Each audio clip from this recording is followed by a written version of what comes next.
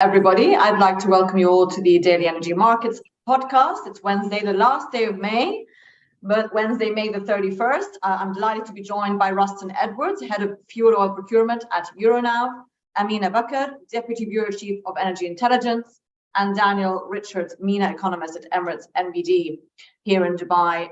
Thanks everybody for joining us this morning. Amina, let me start with you, please. Let's talk a bit about OPEC because they are due to meet in a couple of days, June the 3rd and June the 4th, the Ministerial Committee in person again, which, is that of significance, do you think? And what is your main expectation outcome from the Good question, Diala. And I think everybody's wondering what the group is going to decide when they meet in Vienna in person. Actually, we've been expecting this meeting to be happening in person, so no surprises there. They're just confirmed that the press is welcome to attend. Invitations were sent overnight. So, yep, that's a final confirmation that it is indeed happening in person, but we expected that. In terms of what the group will decide, well, it's a very, very challenging environment. There's so many moving parts here. I can just reiterate some of the comments that were made on record. Novak saying that he doesn't expect any change in policy, which from a fundamental point of view, there's still an expectation that the second half of the year, we're going to get an increased demand. So not doing anything and preferring to wait does make sense. But at the same time, if you look at the market sentiment and where oil prices are at and macro and concerns and so on, there might be justification for a deeper cut, but you would ask yourself, where is this deeper cut going to come from? A lot of the OPEC Plus members perhaps don't have the appetite for a deeper cut. It would really need to come from Saudi Arabia or the other Gulf states. So at this point, it'll be hard to kind of guess what they would do, but the expectation out there, or at least the market expectation, is leaning towards a no change in policy. Okay, thanks, Amina. I'll come back to you on that because I'd like to get your comments also on the comments we saw from His Highness last week, the oil minister of Saudi Arabia, in this defensive mode with the short positioning, and whether that has any influence on what might happen. Rustin, good morning again. Let's go to you with that. And this uncertainty of demand is still sort of lingering, isn't it? We have the fundamental statistics on the ground that we see come out week to week, but the whole second half year sort of uptick in China, is that reflecting at all more in shipping demand that you're seeing, sort of forward-looking quarter going forward? Well, you've got dry bulk is still weak. Container rates are still weak. Manufacturing PMI data out of China showed continued contraction. Industrial profits out of China showed a minus 20.8% year on year. So you get this position where we have a diverging forecast versus reality on the ground. And I think the reality on the ground is not pointing to a massive increase in Chinese demand coming forth as of July 1st. It doesn't make any real sense that people's forecasts are outpacing what the reality is on the ground. People are now talking about Chinese needs to put out stimulus in order to keep their economy afoot, keep it moving forward. The real estate sector is having problems as well. They have overcapacity, not enough people looking to buy real estate, reported this morning.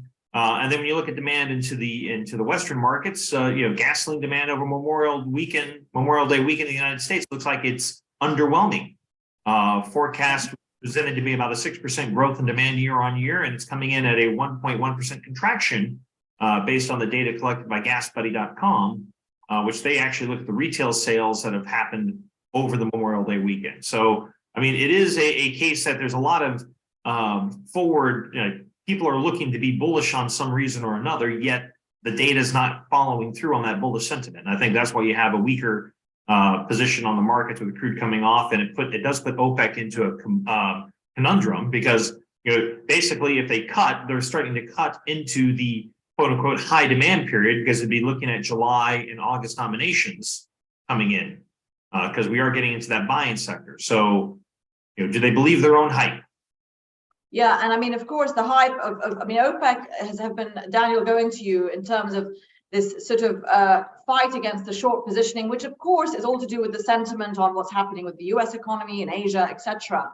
OPEC, the leadership still coming out last week quite vocally to say, we will act against this sort of negativity if we need to. But Daniel, give us your sort of opinion on where the economic sentiment's going for the US economy, China economy as well, going forward for the second half of the year. We're seeing equity markets, albeit carried by a few stocks, still a lot of money to go into places. But this sort of negative economic sentiment still weighing on the markets, on oil? Yeah, I think what we saw at the start of the year, like the global economy was somewhat better than we expected at the end of last year, right? We had the resilience in the US, we had China reopening more rapidly than had been anticipated, but some of that is certainly coming off the boil now. We're seeing it like globally, especially in manufacturing. So we had that reconfirmed again this morning with the Chinese PMI survey, second month in a row contractionary for manufacturing. Services performing better, but even that came in below expectations as well.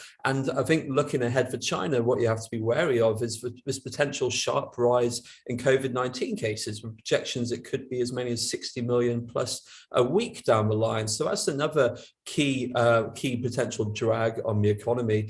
For the US, we don't expect a contraction. I think generally the sentiment is for most major economies, things have been revised up a bit from where we were close of last year, as I say, but that's not to say things are going to be particularly strong. It's not going to it might feel like a recession at times, even if we don't get those 2 consecutive quarters of contraction. And you look at the monthly US data prints of retail sales for durable goods orders, they are starting to come in a bit softer now, and we don't really see any particular impetus in the near term, at least, that is going to ramp up demand, especially. That being said, though, like I say, we don't think it's going to be a sharp contraction. We don't see any case for like severe drop-off or demand destruction in oil markets in these developing economies, just so there's not going to be a sharp increase, I guess.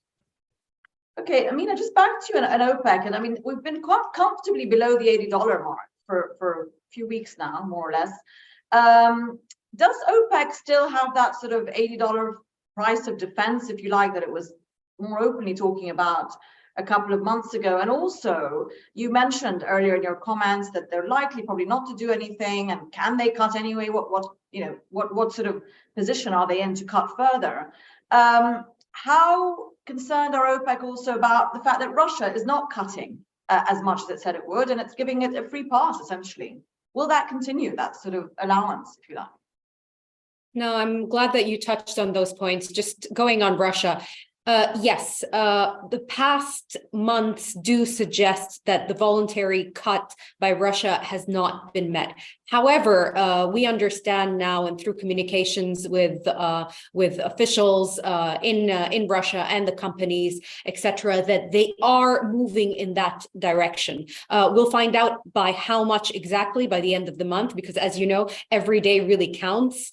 So in terms of Russia committing to their volume, they say that they're committing, they're moving in that direction. Are they going to be 100% compliance? That remains to be seen, but there is effort to comply with their base cuts, but also their voluntary cuts.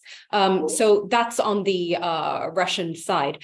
Now, you earlier mentioned the comment made by Prince Abdulaziz in Doha about the shorts. That comment, Diala, was really misinterpreted by everyone. He was talking about something in the past, and he wasn't necessarily making a reference to what policy is going to be taken at the next meeting.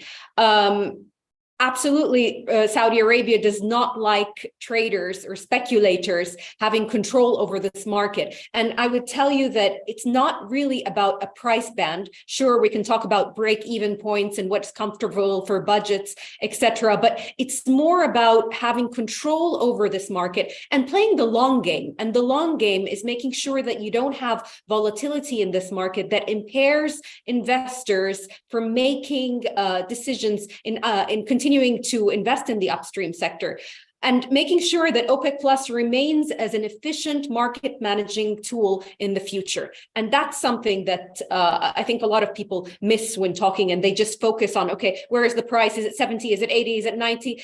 sure, these things matter in the very short term, but OPEC has a long-term view. And I know Saudi Arabia also has a very long-term view when it comes to market management. Okay, thanks, Amina. Rustin, just to go back and then talk a bit about sort of products and a bit about the Russian impact of fuel, Russian oil coming out of Russia, exports, etc., which are still, moving in different directions, but there doesn't seem to be much disruption there. But a lot of obviously new direction of flows. Diesel has been taking a bit of a bashing globally. Are we seeing any change in that over the last week or two? Again, forward looking to the third quarter. Well, they are starting up their turnaround season inside the FSU, so we will see a decrease in refinery runs probably over the next 6 to 8 weeks. Just like in China, they're reducing their refinery runs by about 2 million barrels a day, which is going to impact how much product they're going to have available to export to the market as well. So I think you'll see a bit of a softening in that. However, Russian flows are moving rather nicely. I mean, there's product being moved into the Middle East, swapping out for product produced in the Middle East. You've got material moving into Latin America, displacing U.S. exports into Latin America. So you are seeing still a continued rearrangement or reshuffling of the board as to where products are going, what markets are being impacted by it. And I think the shift into Russian gas oil into Latin America is a significant shift, because that at least then pushes the U.S. and the EU to kind of balance themselves amongst each other. Especially when you look at product flows where the U.S. exports gas oil and imports gasoline from the European refining sector. And we can't dismiss the startup of the Dangote refinery, which was commissioned last week on the 22nd of May. Probably gets the full flow rate sometimes by the end of Q3, beginning of Q4, and then that starts displacing even further flows. And that's going to impact not only Russia, but also the EU refining sector as well. So there's a lot of things that are playing out in the Atlantic Basin. When it does come to product flows, that's going to not only impact the overall supply and demand balance in the region, but also the freight rates on clean products as well as dirty. And more Middle Eastern products apparently making their way to Europe these days. Still going to Asia as well and other areas, but that's kind of been a bit of a new trend, hasn't it? Well, the Middle East flow has always been there. I mean, India has always been an exporter of gas oil. I mean, the Reliance refinery has been a major exporter of products into West Africa and into Europe, as have ADNOC. So it's not a new flow. The volumes might be higher just because the fact you do have the Russian gas oil no longer available in that market. And so you have to find alternative supplies.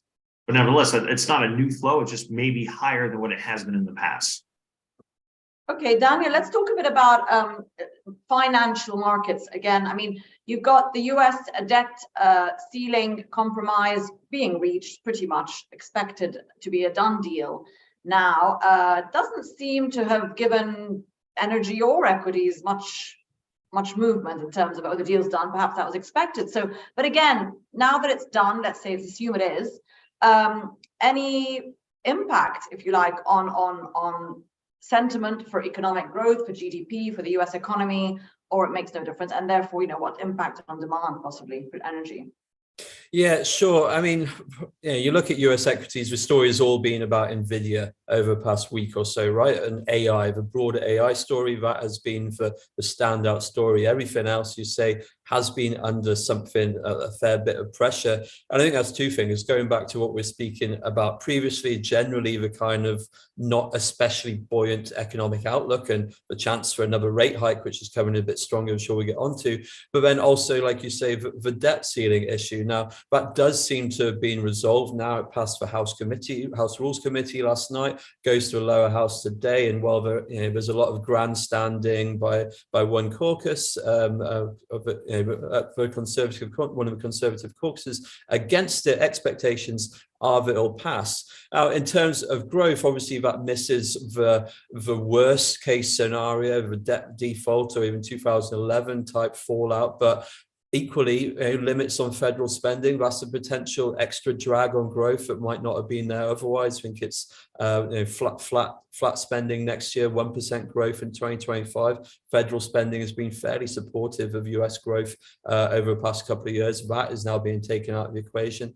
And then you have still high inflation and the prospect of one more rate hike at least. And labor market continues to outperform. But I think the downsides are generally more to the downsides are more prevalent at present than the kind of best case scenario. I think that's why we're seeing that reflected in equity markets.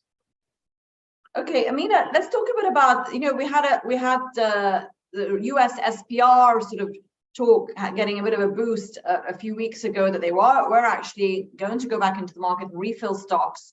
But of course, prices have now sort of stabilized a bit since then. Does OPEC care about what the US or you may or may not do with its SPR, and what's the latest thinking on that in terms of expectations from the US? I mean, OPEC encourages the filling up of SPR, of course. I mean, especially as we enter a period where we might see increased demand. I mean, there is still, hope that the US fills its SPR, and prices right now are within the band that they said. I mean, the $70 to $80 band encourages the refilling of SPR. However, we haven't seen any movement in that direction, apart from very, very small volumes. I believe 3 million barrels that they have plans. But there have been statements from US officials saying that yes, they do intend to fill up SPR.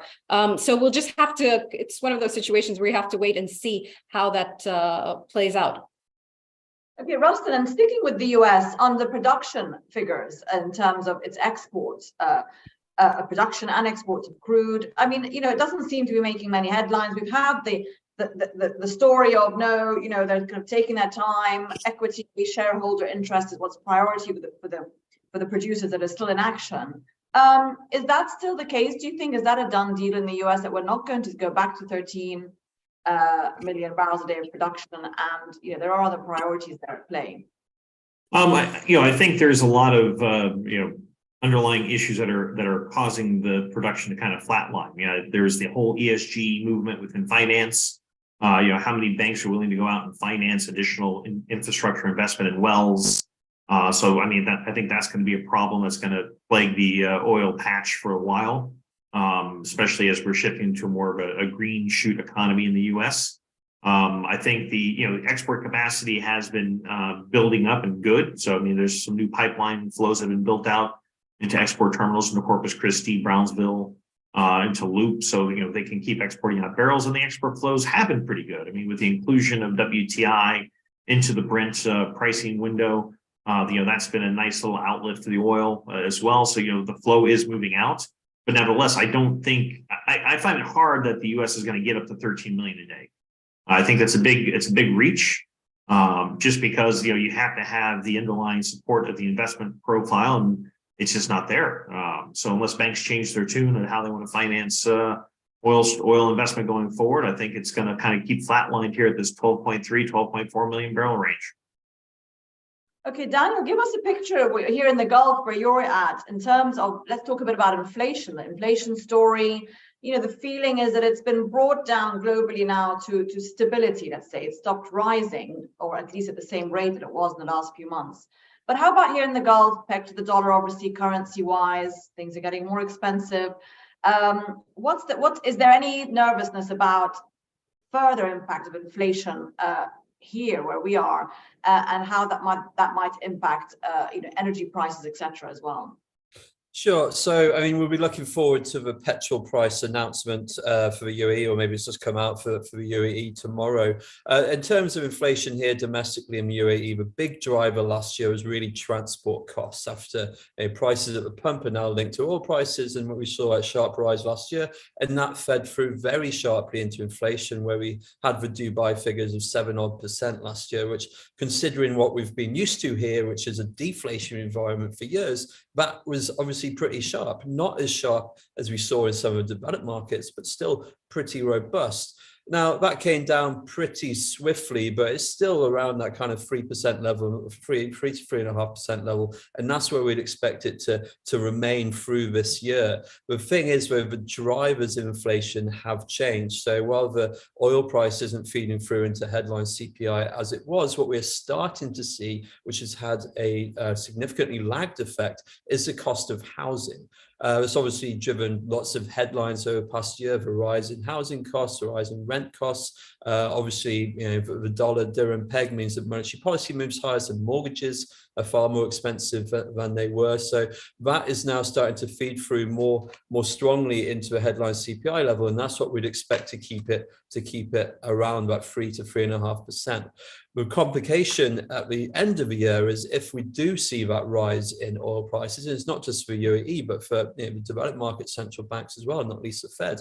If we see $90, $100 a barrel come Q4, that's obviously a year-on-year gain, and that will complicate the issue for central bankers heading through to the end of the year, as that headline rate, even if they manage to finally get a grip on that sticky core inflation, you're going to see that headline rate head higher once again. So it is something we're looking at, not a particular major concern here in the Gulf, particularly. It has been lower than the rest of the world, but it's certainly something that will be keeping some policymakers awake at night, I imagine.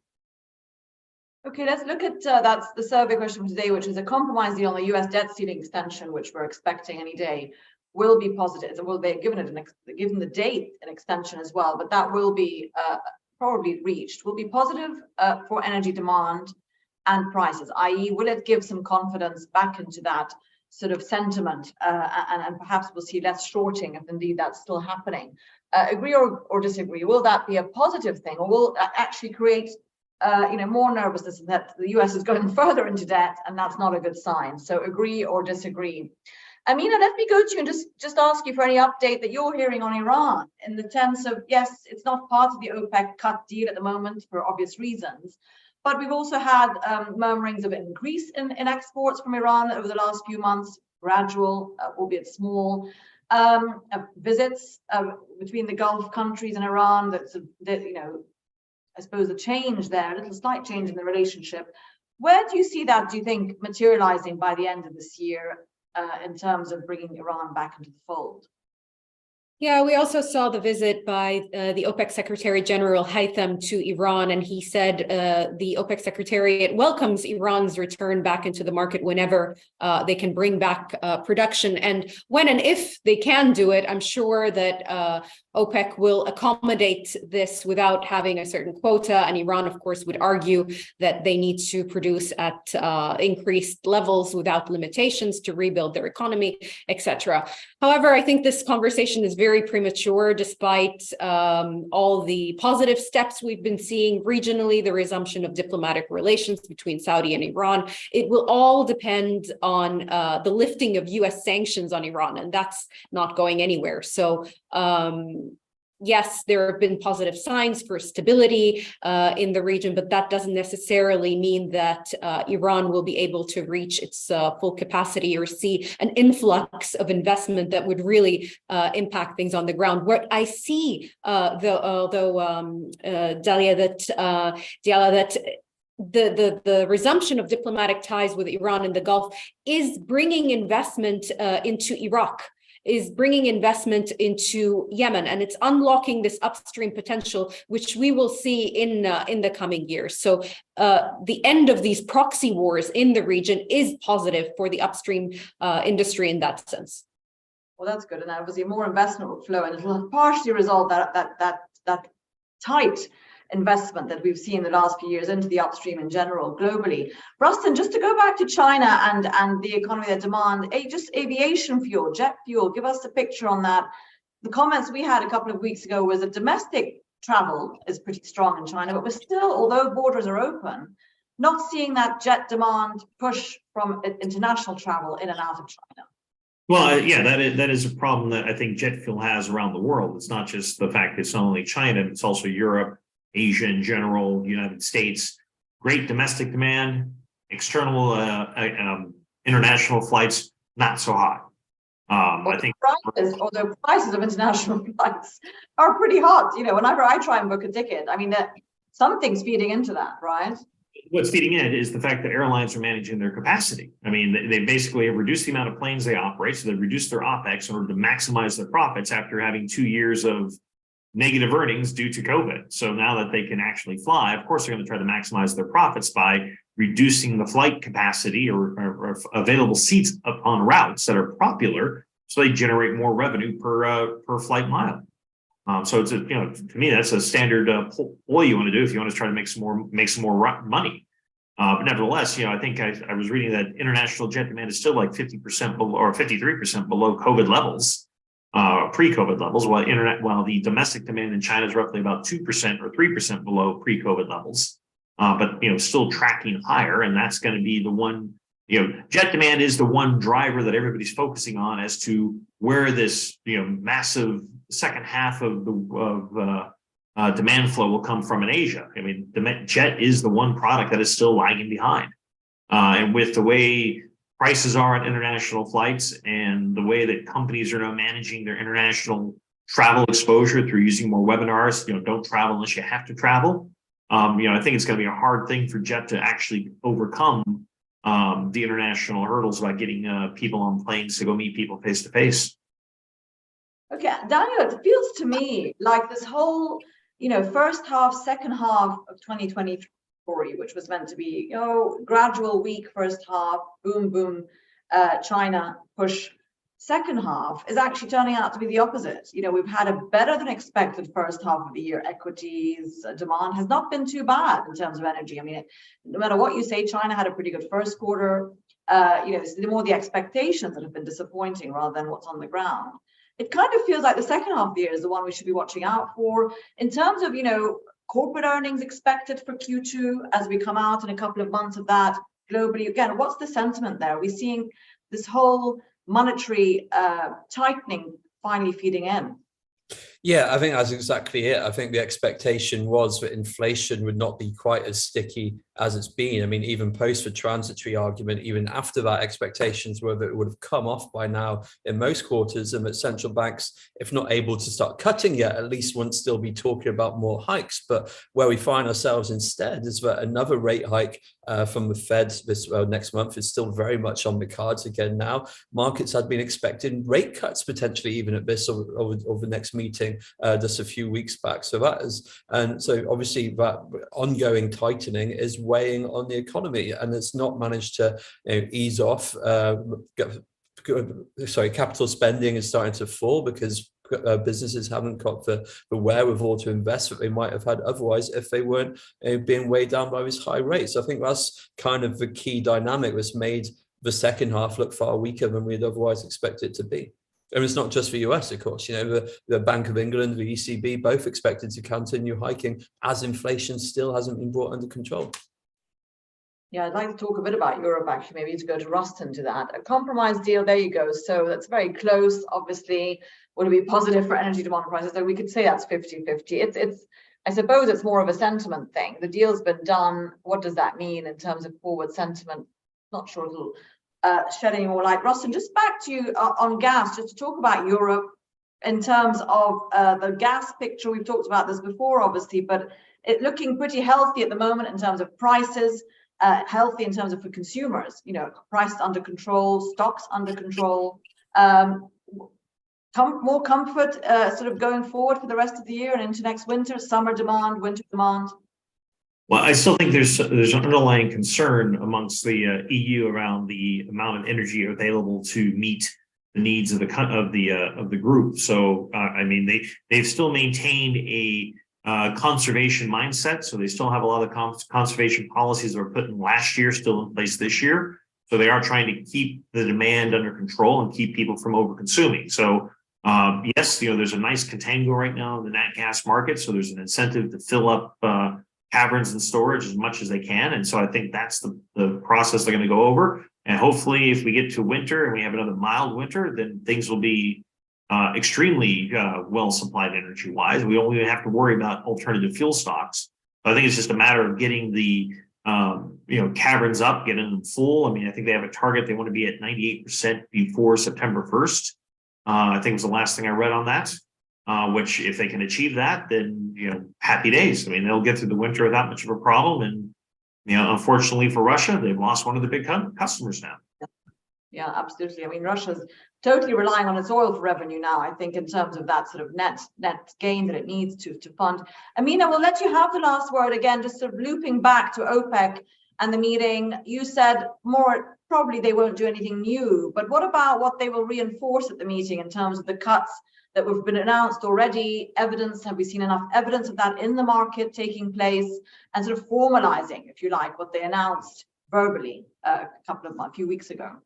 Yeah, sure. We've heard of the option of perhaps shifting the voluntary cut, which is the 1.6 million barrels a day, into the more formal OPEC agreement of 2 million barrels a day. So shifting that to this, I mean, it's not really changing the agreement. We're still not sure if they're going to go ahead with this option, but I'm sure at this meeting, they're going to be stressing the importance of compliance, because that really is at the core of OPEC Plus's credibility to continue managing the market. And perhaps they'll even introduce the compensation schemes as well, and have a look, review everyone's production and see how much they've overproduced and introduce a compensation scheme. So that's something that's very possible. In addition to this, I don't expect them to do anything with the baselines, but they might start discussing what are the options in order to do something by the beginning of 2024.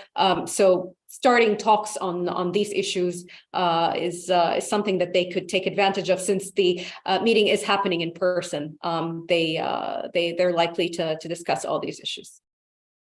Okay, thanks very much to Amina, Daniel, and Rustin today for joining us on the Energy Markets podcast. Thanks, everyone. Have a great day. All the best. And there you go, halftime talk. Let me just talk a little bit about that. That was an interview, a three-person panel, which is talking about the whole merging of WTI into the Brent contract and what impact that's going to have on pricing, and particularly some really good comments in there on the power of pricing reporting agencies and the responsibility that they bear. Actually, now that and quite an opinion there that it's all about Atlantic crudes now. That's the biggest influence that's going to be in the Brent market, in the Brent contract. So I encourage you all to tune into that later today at 12 p.m. UAE time. Thank you so much, everyone, for joining us.